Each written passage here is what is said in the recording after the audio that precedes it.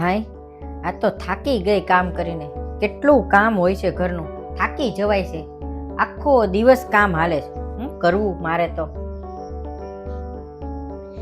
અરે મમ્મી, તું તો આટલા કામમાં થાકી ગઈ. દાદી પેલા કેટલા કામ કરતા હતા, તોય તો કોઈ દી નતા થાકતા. હા તો કેટલું ઘરનું કામ હોય છે, કાંઈ 1 મિનિટની નવરાઈ હોતી નથી. અને દાદીએ કીધું કે 4 વાગ્યા ઉઠતા અને એને ખેતર હતું તો એને ખેતરે ખેતી કરવા જવું પડતું. એ લોકો પેલા નાહી ધોવે, પછી ઓલું નાસ્તો કરે, પછી એને ગાય હતી તો એને પેલા દૂધ દોવે અને પછી ત્યાં સુધી 5 વાગી જાય. પછી 5 વાગે ખેતી કરવા જાય. એ છે ને પેલા જમવાનું આપણે જેમ અત્યારે ટિફિનમાં લઈએ જઈએ ને નોકરીએ કેમ જાય છે ત્યારે એ પેલા એ લોકો ખેતી કરવા જાય ત્યારે એ જમવાનું લઈ જતા. અને એને ભાતું કહેવાય.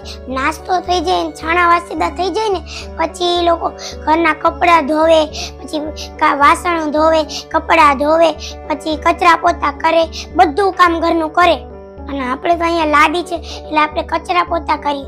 અને ત્યાં તો પેલા એને આવી લાદી નહોતી, માટી હતી એટલે એ પેલા સવારમાં ઉઠી અને ગાર કરે, પોદળાની ગાર લીપતા.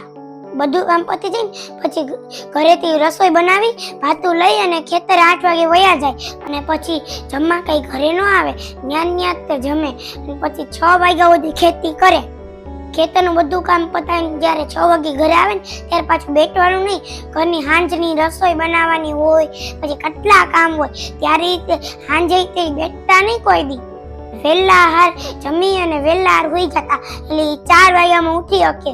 અત્યારે તો લોકો 12-1 વાગ્યા સુધી મોબાઈલ કરે અને પછી વહેલા સવારમાં ક્યાં ઉઠી શકે? એટલે વહેલા તો ઉઠીને કઈ કામ થાય નહીં. તમે લોકો ક્યાં પહેલા જેવું કામ કરી શકો છો? નથી કરી શકતા. કેમ કે થોડુંક કામ કરો તો એમ કે હું તો થાકી ગઈ, હું તો થાકી ગયો. અને પહેલા તો બધા કામ હાથે કરતા અને અત્યારે તો તમારા પાસે બધા કામ માટે મશીન છે તોય તમે થાકી જાઓ. અને પહેલા તો આ બધું કામ હાથે કરતા ને તોય તે નહોતા થતા. કપડાં ધોવા તો મશીન, પછી કચરા પોતા કરવા તો મશીન, વાસણ ધોવા તો મશીન.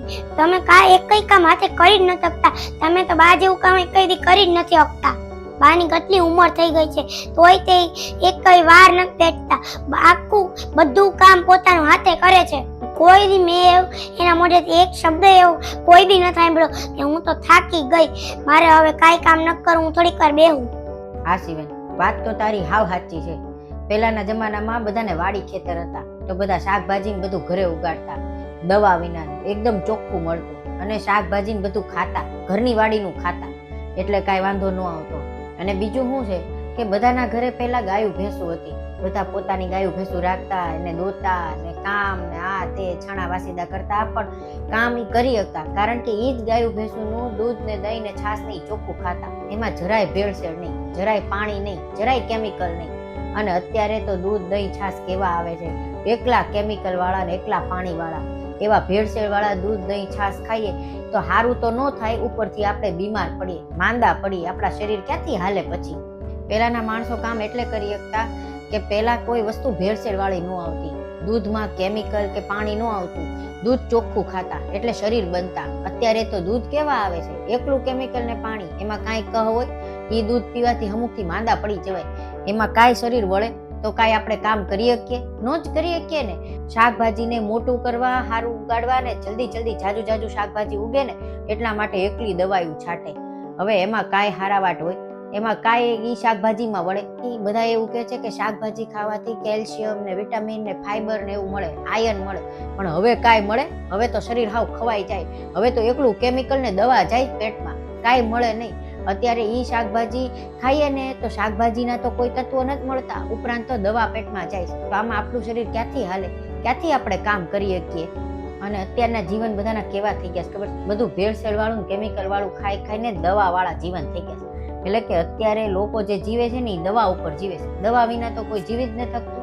પહેલાના જમાનામાં બધા સાચું ખાતા ને સારું અને શુદ્ધ ખાતા ને તો એ લોકોને કોઈ રોગ નહોતા થતા મોટા. બહુ મોટી ઉંમર થાય ને ત્યારે બધા રોગ થાય અને ત્યારે એની સારવાર એને કરવી પડતી. અત્યારે તો નાની ઉંમરમાંથી જ તે બધાને એટેક આવવા માંડે ને બીપી ડાયાબિટીસ ને બધું થવા માંડે. શું કામ ખબર? કારણ કે દવા વાળું જીવન થઈ ગયું. દવા વિના તો કોઈ જીવી જ ન થકતું. દવા ઉપર જ હાલે જ બધું.